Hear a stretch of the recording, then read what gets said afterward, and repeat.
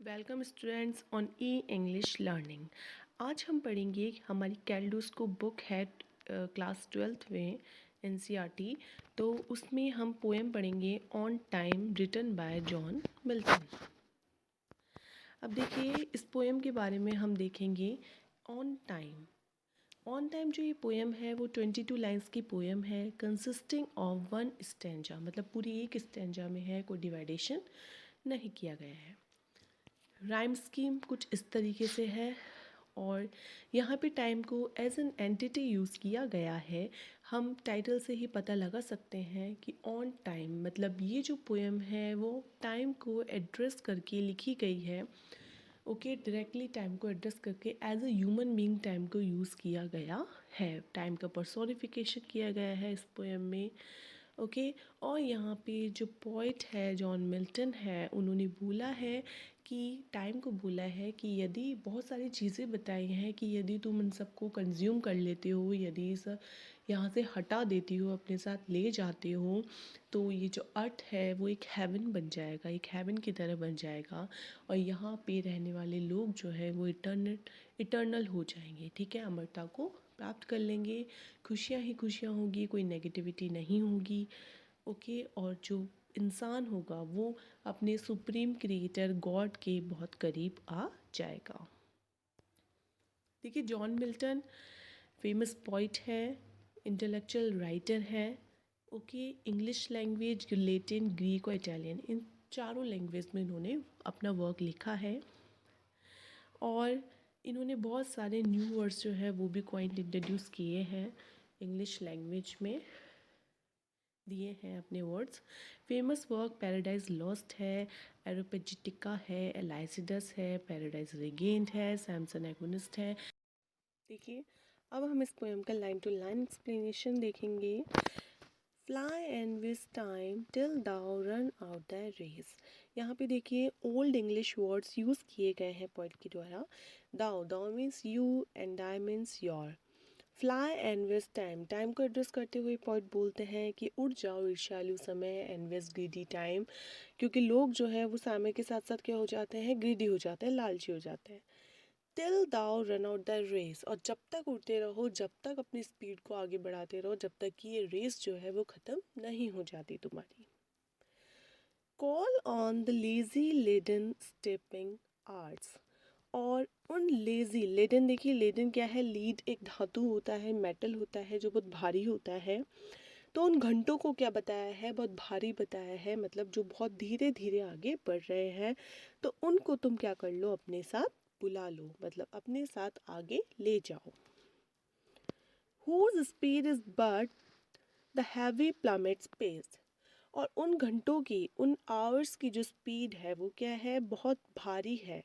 Plummet space, plummet की गति से, प्लमेट क्या होता है, धम्म से, बहुत हाई स्पीड से नीचे गिरना, एकदम से धम्म से गिरना। तो धम्म धम्म करके वो क्या कर रहे हैं, आगे बढ़ रहे हैं, बहुत भारी कदमों के साथ, बहुत धीमी स्पीड से आगे बढ़ रहे हैं। And glad thyself with what the womb devours, और ग्लड thyself, और भूखों की तरह अपने आप को बिल्कुल भर लो। ठीक है, वोम, वोम मतलब कोख होता है, वैसे पेट है, और अपने पेट में सब क्या कर लो, तुम समा लो, निगल लो सब चीज़ों को। ठीक है, तो टाइम से बोलते हैं कि तुम बहुत स्पीडली आगे बढ़ो, जो धीरे धीरे आवर्स बीत रहे हैं उनको अपने साथ ले लो और आगे जल्दी अपनी स्पीडली बढ़ो, और उन सब चीज़ों को निगल लो, किसी भूखे इंसान की तरह अपने अंदर डाल लो।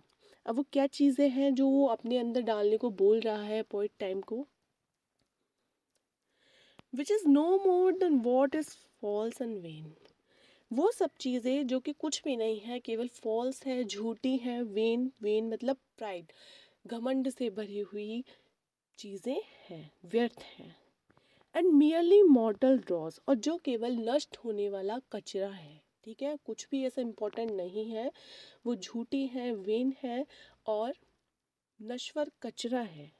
So little is our loss, so little is the gain. इससे क्या होगा, हमारा बहुत कम लॉस होगा, यदि तुम इन सब चीज़ों को अपने आप में संभालोगे टाइम, तो इससे हमारा बहुत कम नुकसान होगा, क्योंकि ये ऐसी कोई भी इम्पोर्टेंट चीज़ नहीं है, ये सब फॉल्स है, वेन है। ठीक है, तो इससे हमारा कोई नुकसान भी नहीं होगा कि हम इन्हें खो देंगे। So little is the gain, और इससे तुम्हारा बहुत कम लाभ या फ़ायदा होगा, क्योंकि इनको पाकर भी तुम कुछ भी नहीं कर सकोगे, मतलब कुछ भी तुम्हारे इम्पोर्टेंट की चीज़ें भी नहीं है। ये सब फॉल्स है, वेन है, तो ना ही हमारा लॉस होगा इसमें, ना ही तुम्हें ज़्यादा गेन होगा, मतलब फ़ायदा होगा। और इन सब चीज़ों को तुम क्या कर लो, अपने अंदर समाहित कर लो। कहने का मतलब जितनी भी नेगेटिविटी है उन सबको अपने साथ ले। अब देखिए, जब टाइम अपने अंदर सारी नेगेटिविटी और सारी बेकार चीज़ों को समाहित कर लेगा, अपने साथ ले जाएगा, उसके बाद for when as each thing bad thou has entombed, और जब तुम सारी बेकार चीज़ें अपने अंदर समाहित कर लोगे, अपने अंदर ले जाओगे, and last of all the greedy self consumed, और लास्ट में उन सब चीज़ों को लेने के बाद तुम अपने आप को भी कंज्यूम कर लोगे। ठीक है, द ग्रीडी सेल्फ, टाइम को ग्रीडी बताया है यहाँ पे, क्योंकि टाइम के साथ साथ इंसान जो है वो कैसा हो जाता है, ग्रीडी हो जाता है। ठीक है, तो अपने अंदर जो ग्रीडी टाइम है उसको भी क्या कर लोगे, तो कंज्यूम कर लोगे। The long eternity shall be greet our bless, उसके बाद इन सब चीज़ों के ख़त्म होने के बाद इंसान जो है वो किसको प्राप्त करेगा, इटर्निटी मतलब अमरता को। शल ग्रीट अवर ब्लेस मतलब जो अमरता है वो हमारे ऊपर आशीर्वाद देगी, हमें हमारा जीवन खुशियों से भरेगी। मतलब सब कैसे हो जाएंगे, अमर हो जाएंगे, उनकी कोई टाइम की एक बाउंडेशन नहीं होगी। विद एन इंडिविजुअल किस, और हर किसी इंसान को ये जो आशीर्वाद है, ये जो खुशियाँ हैं वो पर्टिकुलरली मिलेंगी, मतलब अपनी अपनी पर्टिकुलरली मिलेंगी। And joy shall overtake us as a flood, और हर इंसान के जीवन में जो है वो खुशियाँ ही खुशियाँ होंगी, आनंद ही आनंद होगा। एज अ फ्लड, जिस तरीके से बाढ़ जो है वो फैल जाती है बहुत ज़्यादा, उस तरीके से जीवन में क्या होगी, बाढ़ की तरह खुशियों की बाढ़ होगी, खुशियाँ होंगी। When everything that is sincerely good and perfectly divine, और जब जीवन में हर कुछ अच्छा ही अच्छा होगा, और परफेक्टली डिवाइन मतलब दिव्य होगा, पवित्र होगा। With truth peace and love shall ever shine, तो हर किसी का जीवन जो है वो सच्चाई, शांति और प्रेम से भरा हुआ होगा, वो चमकेगा। मतलब इंसान कैसा हो जाएगा, इटर्नल हो जाएगा, अमर हो जाएगा। ठीक है, और उसके जीवन में खुशियाँ ही खुशियाँ होंगी। जब सारी नेगेटिविटी इस अर्थ से चली जाएगी तो अर्थ कैसा हो जाएगा, हेवनली हो जाएगा, हेवन हो जाएगा। अब देखिए, सारी नेगेटिविटी ख़त्म होने के बाद हम हमारे जो हम मतलब हमारी लाइफ जो है भर जाएगी ट्रुथ पीस लव के साथ।